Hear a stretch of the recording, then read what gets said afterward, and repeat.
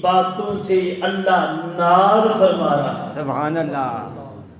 جس پر ناز ہو اس کی بخشش تو لازمی ہو جاتی ہے۔ تو حضرات گرامی، یہ بات اب آپ کے ذہن میں آ گئی ہوگی کہ جو یہ مجالس ہیں، یہ جو ہم اکٹھے بیٹھ کر پیارے آقا کا میلاد مناتے ہیں، پہلے اللہ کا ذکر کرتے ہیں، بعد میں ہم میلاد مناتے ہیں، حضور کا مولود بیان کرتے ہیں، اس سے اللہ بھی راضی ہوتا ہے، اس کا محبوب بھی راضی ہوتا ہے۔ سبحان اللہ۔ اب آئیں نبی علیہ السلام کا واقعہ۔ بعض فرماتے ہیں کہ 12 سال کے تھے، بعض 10 سال کے، بعض 8 سال کے فرماتے ہیں، لیکن یہ واقعہ سیر کی کتابوں میں، سیرت کی کتابوں میں اسلام اپنا نبوت کے اعلان کے پہلے کا آپ کو یہ واقعہ نظر آئے گا۔ پیارے آقا علیہ السلام کیونکہ ملک عرب کی تجارت کا جو بھی کاروبار تھا وہ تجارت کے لین دین پر ہوتا تھا۔ 6 ماہ کے بعد جتنے وہ لوگ پیسے جوڑتے، سال میں 3 مرتبہ، 2 مرتبہ، 4 مرتبہ وہ ملک شام کی طرف نا وہ قافلے کی صورت میں جاتے، کچھ چیزیں درآمد کرتے اور کچھ چیزیں ان سے برآمد کرتے تھے۔ میں نبی کا عمر بہت ہی تھوڑی عمر ہے، تو میرے نبی علیہ السلام جب حضرت عبد المطلب کا وصال ہوا، وصال ہونے سے پہلے نبی علیہ السلام نے اپنا عبد المطلب نے اپنے بیٹوں کو بلا کر آپ نے فرمایا کہ میرے پوتے محمد اب اپنے چچاؤں میں سے جس انکل کے پاس جانا چاہو تم جا سکتے ہو، بلکہ بات دور پکڑ جائے گی۔ تو نبی علیہ السلام دادا عبد المطلب کی جولی سے اٹھ کر حضرت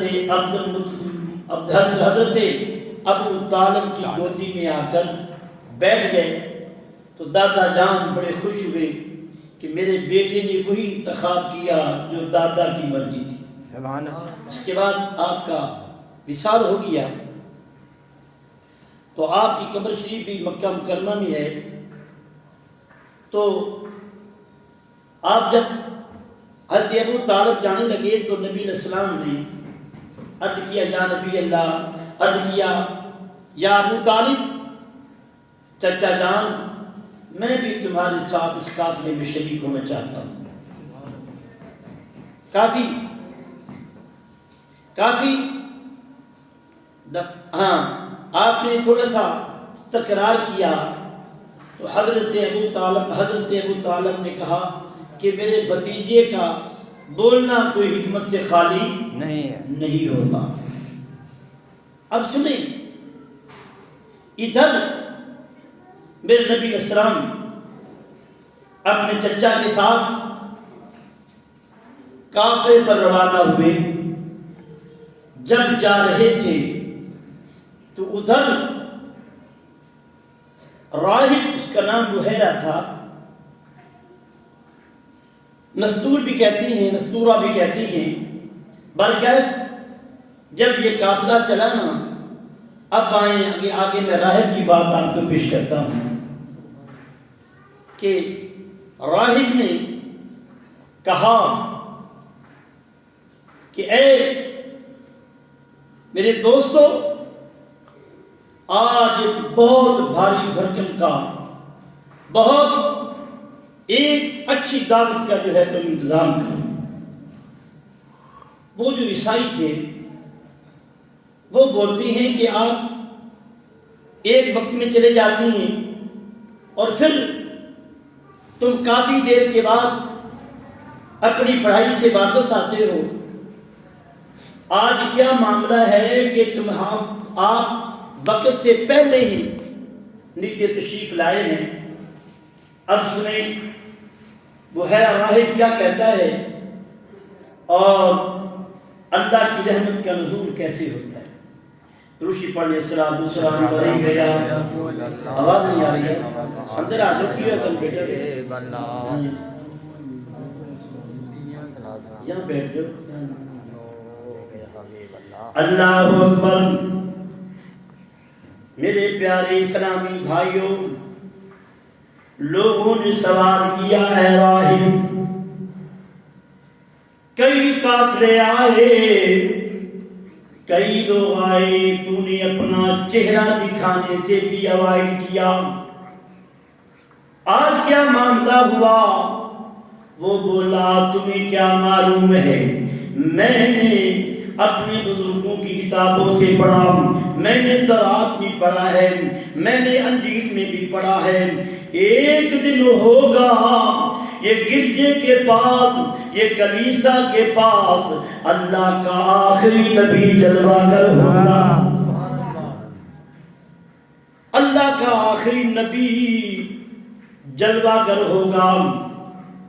آج جب میں نے وہ کتابیں پڑھی تو میں اپنے گرجا میں کلیسا میں بیٹھا تھا، اچانک زمین سے اور فرمایا میرے کلیسا سے کہیں دائیں آواز آتی ہے، کہیں بائیں آواز آتی ہے، کہیں آگے آواز، کہیں پیچھے آواز. آواز کیا آتی ہے؟ آقا یا نبی سلام علیکہ. منہ کھولو اگر آپ کی زبان طاقت دیتی ہے تو. یا نبی سلام علیکہ، یا رسول سلام علیکہ، یا حبیب سلام علیکہ، صلوات اللہ علیکہ. وہ بولا، کہنے لگا کہ زمین سے آواز آتی ہے، ہر پرندہ بول رہا ہے، ہر پرندہ بول رہا ہے، اور ہر شجر جو تھا، ہر درخت سے آواز آتی ہے. دوسری زبان میں یوں کہیں مصطفیٰ جان رحمت پہ سلام، شمع بد میں ہدایت پہ پھر میں نے آواز سنی. تم غور کرو، تمہیں آواز نہیں آتی لیکن مجھے آواز آ رہی ہے. آواز آئی، وہ بولا یہ جو اب وقت سما ہے اللہ کے نبی محمد مصطفیٰ کے آنے کا وقت ہے. حضرات گرامی، قافلہ چلتا چلتا وہ حیرہ راہب کے کلیسا میں پہنچا. جب قریب آیا اس نے جناب وہ حیرہ راہب کے غلام نے، آپ اس کو ماننے والے نے، راہب نے بولا یہ جو قافلہ ہے ان قافلے والوں سے کہو آج تمہاری وہ حیرہ راہب نے دعوت کا انتظام کیا ہے. قافلہ پہلے بھی ہے، آج انتظام کیا ہے. وہ حیران ہو گئے، کبھی پوچھا نہیں، پانی کا کبھی پوچھا نہیں ہے، کھانے کا کیسے پوچھا. تو اجنبی شہر میں جب کوئی پیار کرنے والا صحیح مل جائے تو دل میں بڑی خوشی کا اضافہ ہوتا ہے. اللہ اکبر. جب یہ اس کے غلام نے کہا، وہ دوڑتا دوڑتا اس نے پوچھا قافلے کا مالک کون ہے، قافلے کا سردار کون ہے؟ بولے اس کا جو سردار ہے اس کا نام حضرت ابو طالب ہے. جب یہ غلام، اس کا غلام جو تھا، جا کر پیغام دیا، اس نے کہا ہاں مجھے دعوت قبول ہے. جب یہ اس کے پاس آیا نا تو اس نے ایک بڑا حضرت صاحب درخت تھا، بہت اس کی شاخیں ملی ہوئی تھی، گھنونی سائے والا تھا. وہ تمام کے تمام جو تھے اس سائے کے نیچے، درخت کے نیچے، پیڑ کے نیچے، شجر کے نیچے بیٹھ گئے. جب بیٹھ گئے نا تو وہ جو راہب تھا، عالم مالک ہوتا ہے، لیکن یہ لوگ پہلے تعصب سے پاک تھے. جن لوگوں میں تعصب تھا،